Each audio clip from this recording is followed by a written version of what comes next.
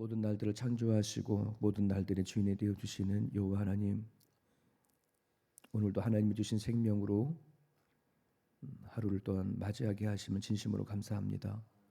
내 능력, 내 힘으로 살 수 있는 날들이 아니라 하나님 허락하셔야 살 수 있는 날들을 우리가 받았사오니 아버지, 오늘도 감사와 기쁨으로 주님을 향하여 나아갈 수 있는 시간을 드릴 수 있도록 붙잡아 주시옵소서.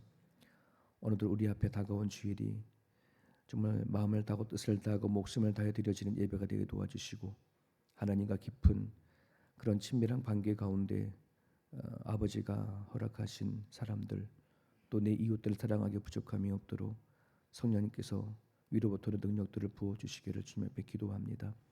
자녀들이 예배하는 그 자리를 붙잡아 주시고 유아와 어린이와 청소년들과 장년 이르까지 하나님 앞에 드려진 예배를 통하여 하나님 영광 받아 주시기를 소망합니다. 하나님, 어제부터 성경 통독이 시작이 되었습니다. 말씀을 읽어가는 수많은 사람들에게 찾아와 주시고 그 인격적으로 하나님을 만날 수 있도록 도와주시고 희미했던 하나님에 대한 신앙들이 다져질 수 있는 귀한 시간 되릴 수 있도록 아버지 붙잡아 주옵소서. 오늘도 마을들을 이루하여 모인 마을 장님과 부마을 장님들의 발걸음들을 기억하시고 하나님 그들에게 위로부터 오는 기쁨을 채워 주옵시고 하나님부터 오는 만족감을 허락하셔서 사랑하는 식구들을 잘 기도하고 또 돕고 이끄는데 부족함이 없도록 날마다 새 힘을 허락하여 주옵소서. 감사하며 예수님의 이름으로 기도합니다. 아멘. 우리 오늘 말씀은 창세기 34장입니다.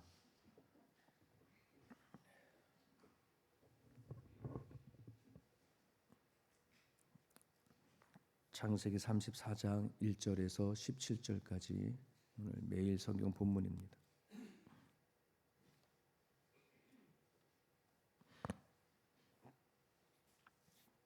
우리 같이 읽겠습니다. 17절까지. 레아가 야곱에게 낳은 딸 디나가 그 땅의 딸들을 보러 나갔더니 히위 족속 중 하몰의 아들 그 땅의 주장 세겜이 그를 보고 끌어들여 강간하여 욕되게 하고 그 마음이 깊이 야곱의 딸 디나에게 연연하며 그 소녀를 사랑하여 그 마음을 말로 위로하고 그의 아버지 하몰에게 청하여 이르되 이 소녀를 내 아내로 얻게 하여 주소서 하였더라.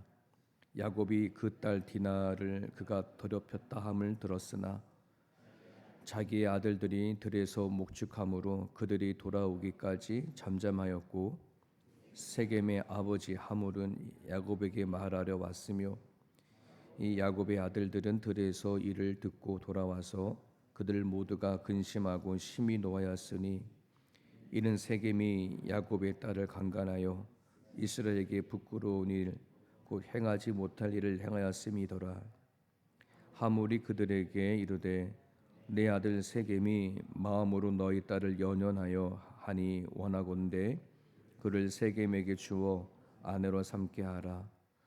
너희가 우리와 통혼하여 너희 딸을 우리에게 주며 우리 딸을 너희가 데려가고 너희가 우리와 함께 거주하되 땅이 너희 앞에 있으니 여기 머물러 매매하며 여기서 기업을 얻으라 하고 세겜도 디나의 아버지와 그의 남자 형제에게 이르되 나로 너희에게 은혜를 입게 하라. 너희가 내게 말하는 것은 내가 다 주리니 이 소녀만 내게 주어 아내가 되게 하라. 아무리 큰 혼수와 예물을 청할지라도 너희가 내게 말한 대로 주리라. 야곱의 아들들이 세겜과 그 아버지 하몰에게 속여 대답하였으니 이는 세겜이 그 누이 디나를 더럽힘이라. 야곱의 아들들이 그들에게 말하되 우리는 그리하지 못하겠노라. 할례받지 아니한 사람에게 우리 누이를 줄 수 없노니 이는 우리의 수치가 됨이라. 그런즉 이같이 하면 너희에게 허락하리라. 만일 너희 중 남자가 다 할례를 받고 우리 같이 되면 우리 딸을 너희에게 주며 너희 딸을 우리가 데려오며 너희와 함께 거주하여 한 민족이 되려니와 너희가 만일 우리 말을 듣지 아니하고 할례를 받지 아니하면 우리는 곧 우리 딸을 데리고 가리라. 아멘. 33장에까지 내용을 보면 하나님의 개입으로 형 에서와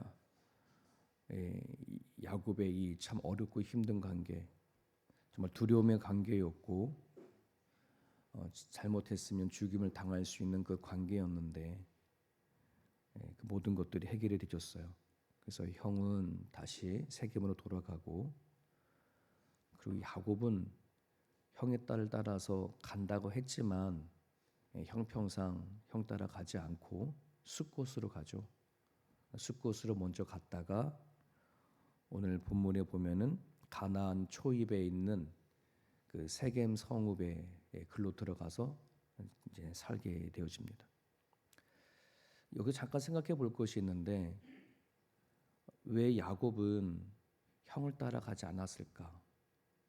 그리고 또 하나는 뭐 같은 의미겠죠. 만약에 형 따라가지 않았으면 왜 세겜으로 갔을까? 그가 가야 되어지는 곳은 정해져 있거든요. 베델이라고. 거기서 하나님을 만났고, 그리고 본인이 걸로 가겠다라고 고백을 했으니, 그럼 가려면 베델로 가지 왜 세겜으로 갈까? 많은 신학자들이 또 많은 학자들이 이제 이걸 찾아봤어요. 도대체 성경 안에서 이 흐름이 과연 뭔가, 왜 세겜에 정착했을까?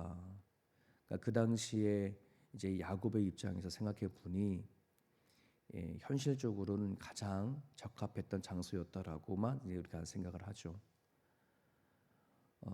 이제 가족을 다 데리고 나와서 고향으로 가는 거잖아요. 브엘세바로 가는 길이 만만치 않거든요. 혼자 가는 걸음도 아니고 모든 짐승을 갖고 나왔고 식구들도 대가족이 되어졌지 않습니까? 그런 대가족을 이끌고 간다는 거가 이게 쉽지가 않아요. 그래서 여행의 피로감이 있었고, 그리고 형과의 관계, 그때 뭐 처음에는 삼촌 라반과의 그 관계가 먼저 있었죠. 이걸 풀어가는 과정 가운데 긴장했다가 이제 모든 것을 다 해결해 줬으니 그 긴장감이 해결되어지는 곳에서 온 해방감, 그리고 야복과 강가에서 야곱이 씨름하다가 한돌뼈를 다치고 이랬잖아요. 또 몸에 대한 불편함, 뭐 이런 것들이 겹치다 보니 가장 가까운 곳에 가지고 빨리 정착할 수 있는 세겜성을 찾았겠다, 이렇게 얘기를 하죠.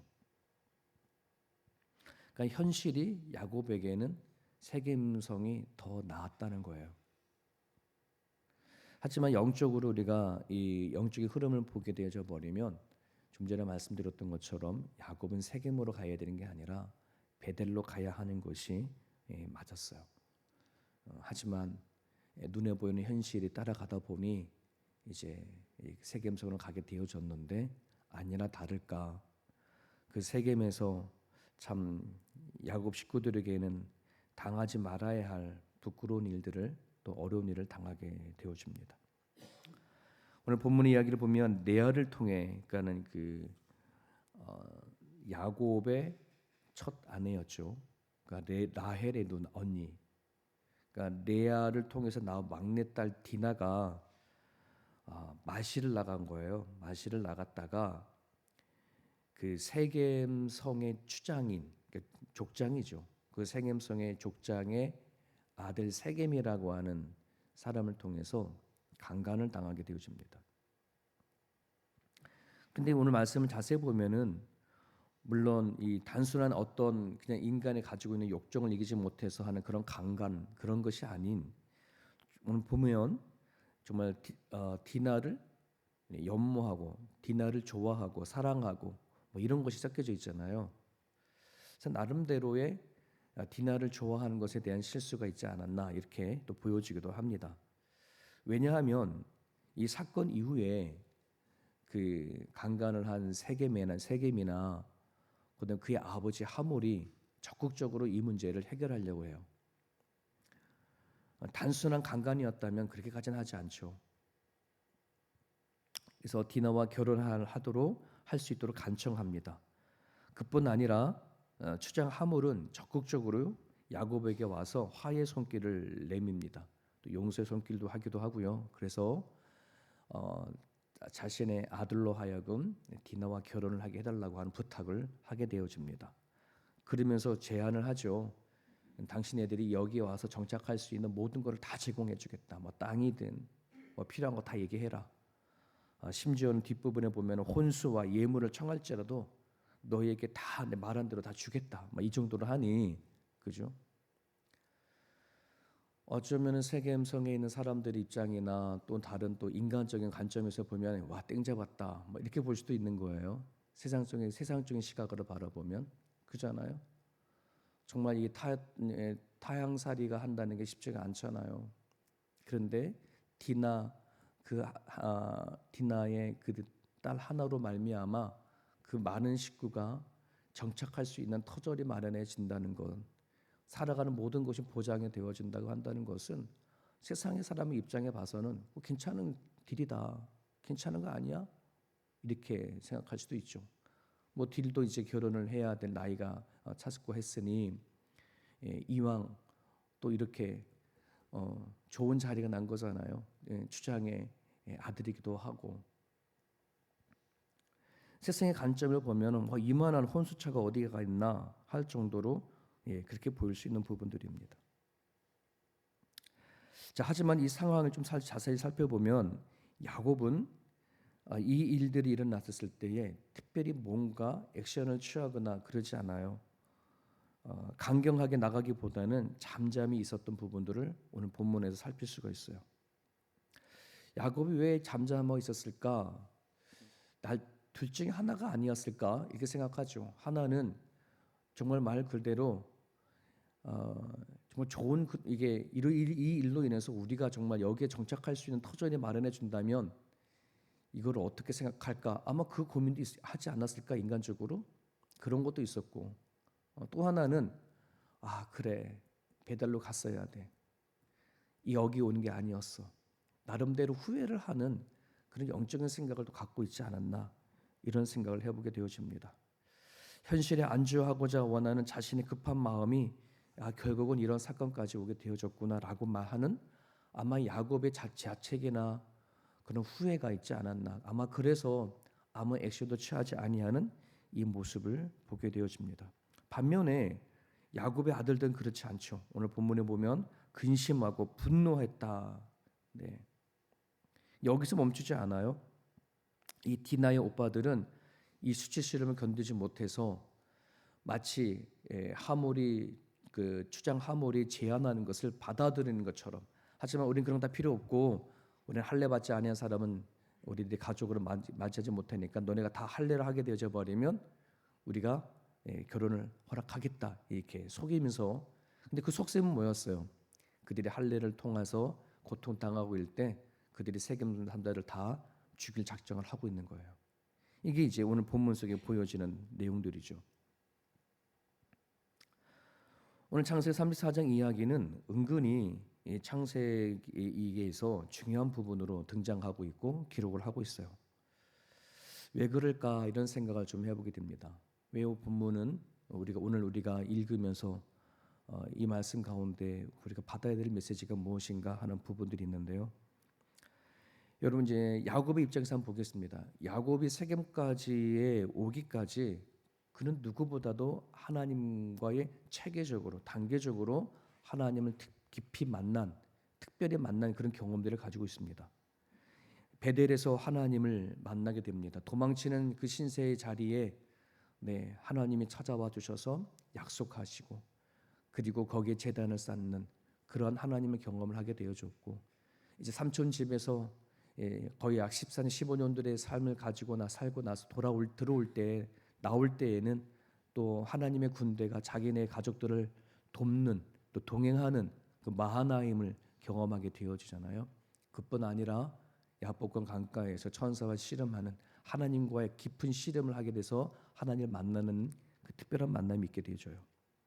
자, 이 정도가 되어지면 우리는 생각하기를 야곱이 이제는 그가 하나님 안에 살아가야 되겠지.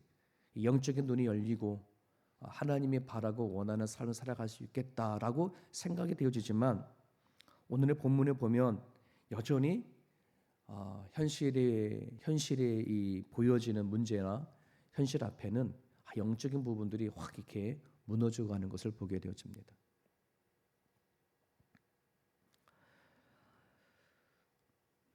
여러분, 우리가 살아가는 가정, 하나님을 믿고 살아가는 가정 가운데에서도요, 우리는 영적인 것을 얻게 되어졌고 또 깨닫게 되어졌고 하나님을 아는 영이 다시 회복이 되어진 거잖아요. 살아난 거잖아요. 그래서 우리는 이제는 압니다. 현실이 눈에 보이는 게 다가 아니라 현실보다 더 현실적인 것이 영적인 거라는 거. 우리가 계속해서 말씀을 붙잡는 이유도 이 아침에 나와서 기도하는 것도 결국은 내가 하나님을 믿고 의지하고 살아가는 이 삶이 내 눈에 보이는 현실보다 더 큰 힘이요, 더 귀하고 더 소중하니까 이 자리에 나오는 것이라고 저는 믿습니다. 그런 부분들 안에서 야곱이 또 그의 조상 아브라함도 쭉 올라가면은 항상 하나님의 부르심을 받고 걸어가지만 그들이 다른 곁길로 가게 되어지는 많은 이유들은 결국은 눈앞의 현실의 문제 앞에 그렇거든요. 네. 가뭄이 찾아오거나 또는 내 현실 속에서 정말 더 이상 뭔가 이렇게 문제 속에 갇혀져 있어서 더 나아갈 수 없는 문제들이 생기거나 막 그럴 때에 우리는 주저앉은 경우들이 참으로 많이 있습니다. 성경 에베소서에서는 이렇게 얘기를 합니다. 우리들이 부르심은 어떤 부르심이냐? 구약에서 선지자들 그리고 신약에서 사도들이 부름을 받은 그들의 선지자와 똑같은 그리고 사도들과 똑같은 부르심 위에 우리가 부름을 받았다라고 얘기를 합니다. 그러니 오늘 우리들이 그냥 대충 예수님을 알게 돼서 믿고 이 자리에 온 게 아니라 내가 오늘 예수를 믿게 되어진 이 부름, 이 자리는 나는 구약에서 말하는 선지자와 같고 신약에서 말하는 제자들과 같은 자리가 우리들이 서 있는 자리란 뜻이에요. 그러니 우리는 하나님의 부르심에 따라 영적인 곳에 따라 따라서 살아가야 돼. 내 눈에 보여지는 현실 앞에 영적인 것이 뒤로 물러날 수가 없다는 것입니다. 이런 부분들을 오늘 본문에서는 얘기를 비춰주고 있습니다. 야곱이 하나님과의 그 깊은 씨름을 했다라고 한다 그러면 그는 베델로 갔었어야 되는 것입니다.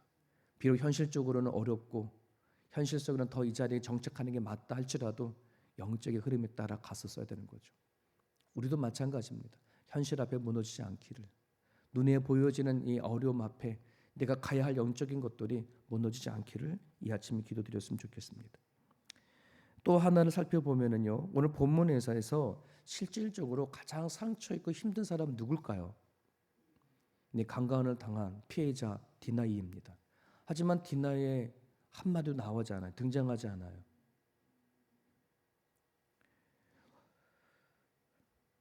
놀랍게도 이 사건의 중심에 있어야 할 디나의 피해자 디나는 아무 목소리가 나타나지 않아요.